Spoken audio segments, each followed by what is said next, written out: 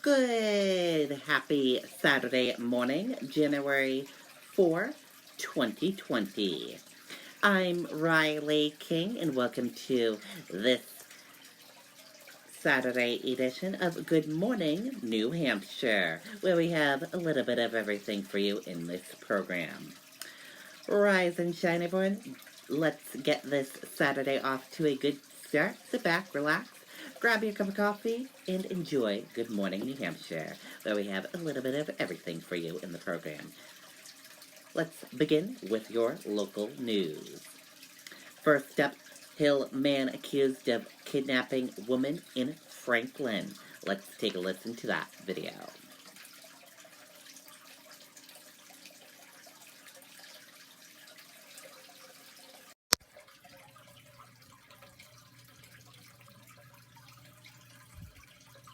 DirecTV customers, our station is currently not being carried on DirecTV. That means missing out on major entertainment. This morning, a man is in jail after Franklin police say he kidnapped a woman Friday evening. Police say witnesses saw Daniel Basha forcing the victim inside a blue van on North Main Street. Officers located the van at a home in Hill, New Hampshire. They found the female victim safe and unharmed. Basha now facing several charges, including kidnapping, stalking, and simple assault. He's expected to remain in jail until his arraignment. Okay, and there you go on that video and that report.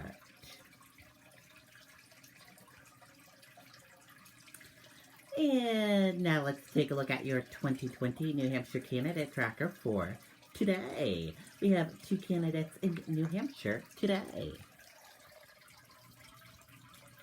The first candidate we're talking about, Pete Buttigieg.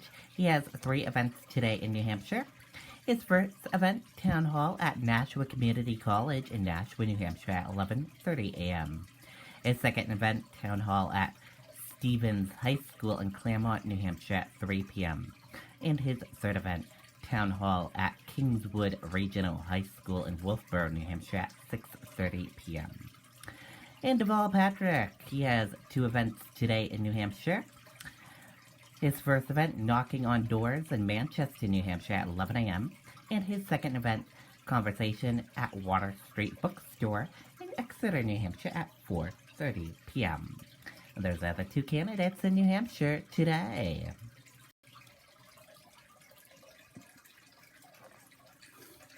And we're going to switch gears now. Let's go into national news. In national news, mixed feelings on Capitol Hill for Trump's deadly drone strike. Let's take a listen to that video from ABC News.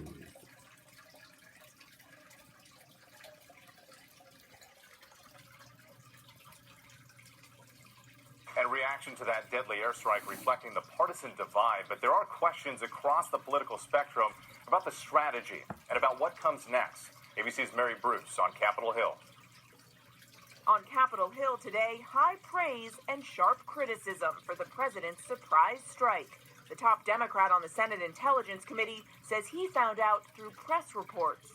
There was a threat. I think the threat was real. What I don't have confidence in, had the administration fully thought through all the implications of this action. And do you think that this administration is prepared for any potential retaliation? I would love to be able to answer that question with an affirmative. I don't know. Other Democrats are questioning the timing of the strike, which comes as the president faces a looming impeachment trial. Obviously, with this president, you have to worry about ulterior motives. But Republicans insist Trump is sending a powerful message to America's enemies. For too long, this evil man operated without constraint, and countless innocents have suffered for it. If you come after Americans on President Trump's watch, you do so at your peril. Trump has long promised to get the U.S. out of conflicts in the Middle East. The plan is to get out of endless wars, to bring our soldiers back home. Today, his opponents used the president's words against him. This must not be the beginning of another endless war. This is a dangerous escalation that brings us closer to another disastrous war in the Middle East. Joe Biden warning Trump could be putting Americans at risk. And the prospects of direct conflict with Iran is greater than it has ever been.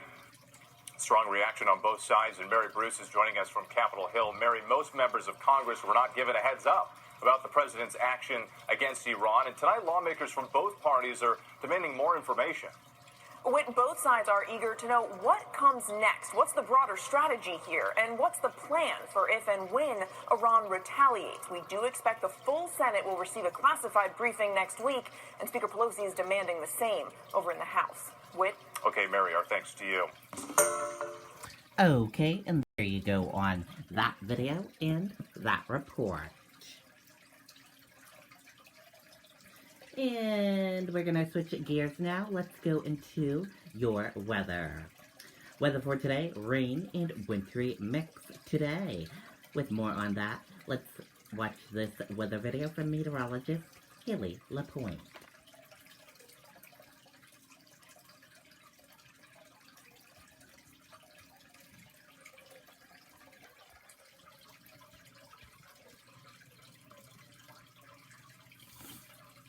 Life's a journey.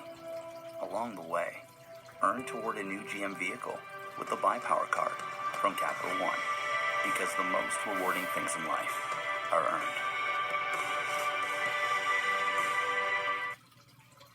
I'm meteorologist Haley LaPointe. Here's an update on your forecast. We have an active pattern here picking up where one storm system following another.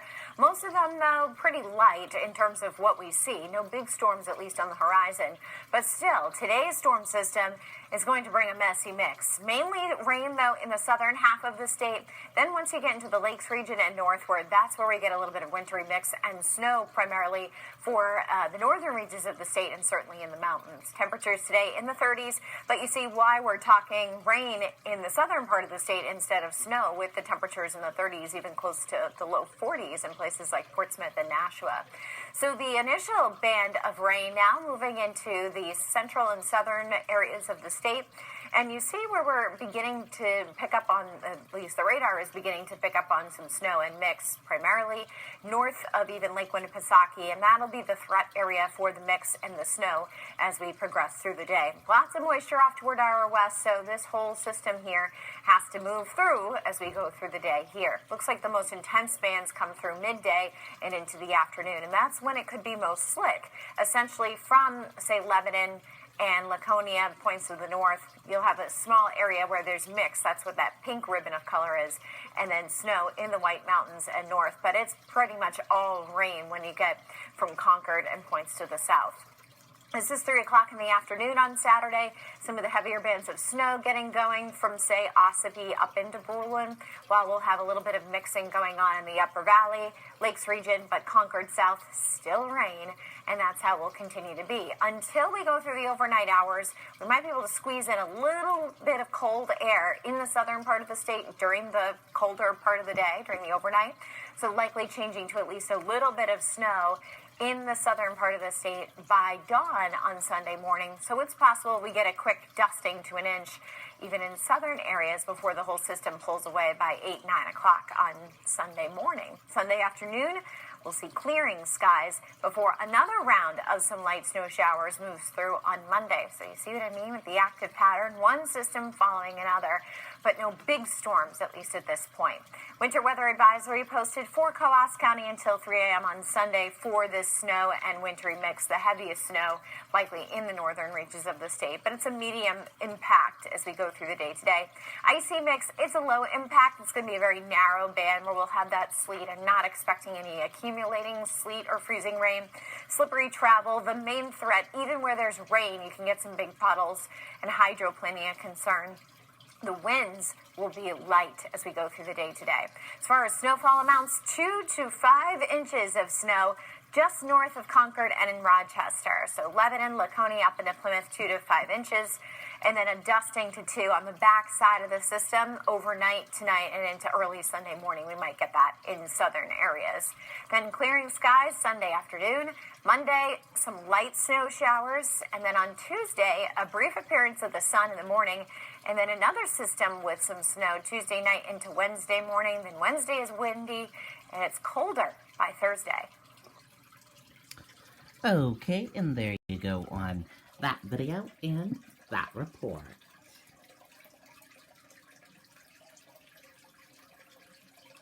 And we're going to switch gears now. Let's go into New Hampshire life.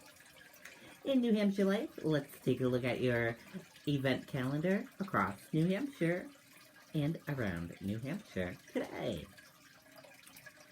Stories Station, Saturday, 9:30 a.m. at Heights Branch Library.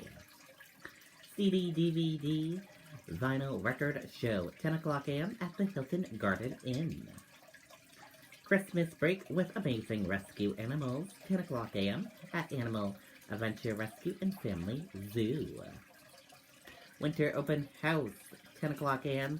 at Creative Arts, a creative community arts school. Campfire Stories, the history of Squam, 10 o'clock a.m. at Squam Lake Association. Holiday Festival of Planes, 10 o'clock a.m. at Aviation Museum in New Hampshire. Intro to Beekeeping, 11 o'clock a.m. at Maxwell's of Chelmsford, and that is in Massachusetts. Recycle Percussion, 12:30 p.m. at the Palace Theater. See You at the Summit, My Blind Journey from Depth of Loss to the Height of Arches, 2 p.m. at Gibson Bookstore. Let's take a look at your Viewer's Choice 2020 Best Gyms in New Hampshire. Let's take a look at that list.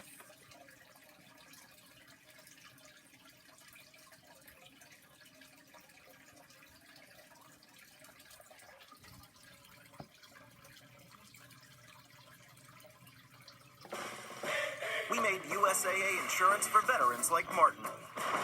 When a hailstorm hit, he needed his insurance to get it done right away. USAA. What you're made of, we're made for. USAA.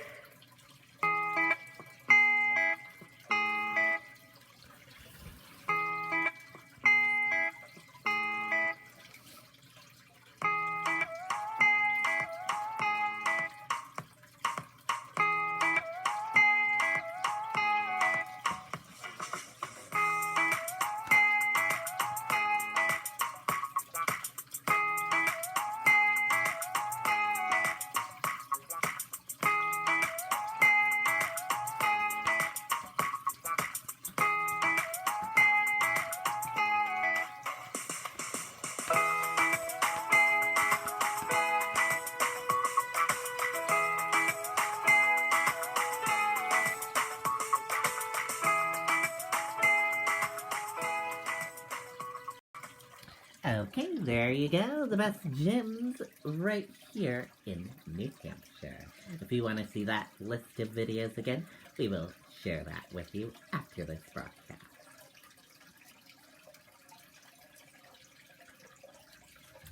And let's switch gears now. Let's go into entertainment news. Watch as Alex Trebek's wife, Jean, shares the hardest part about his cancer battle. Let's take a listen to that video from Entertainment Tonight.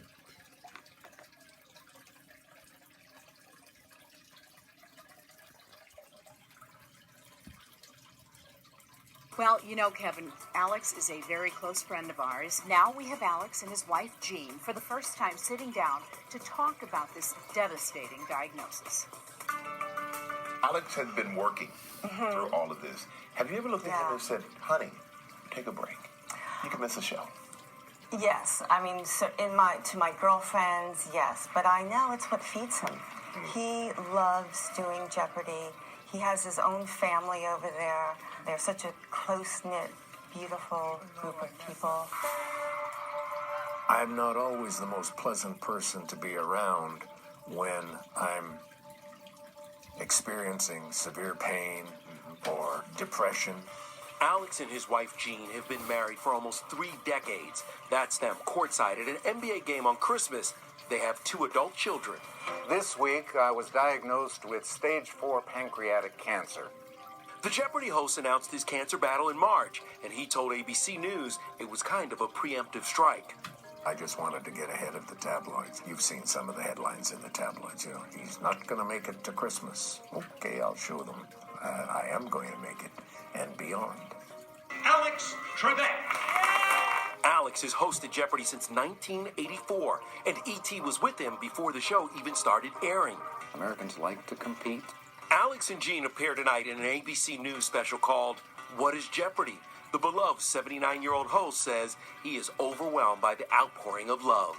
People all over America and abroad have decided they want to let me know now, while I'm alive, about the impact that I've been having on their existence. And my gosh, it makes me feel so good. Okay, and there you go on that video and that report. And let's take a look at those celebrity birthdays for today. Let's see what celebrities are celebrating a birthday today. And happy birthday to all of these celebrities. We hope they all have a wonderful birthday and a wonderful day. And that does it for this Saturday morning edition of Good Morning New Hampshire. I hope you all enjoyed watching. Have a great rest of your day, and I'll see you back here Sunday for another edition of Good Morning New Hampshire. Goodbye, everyone.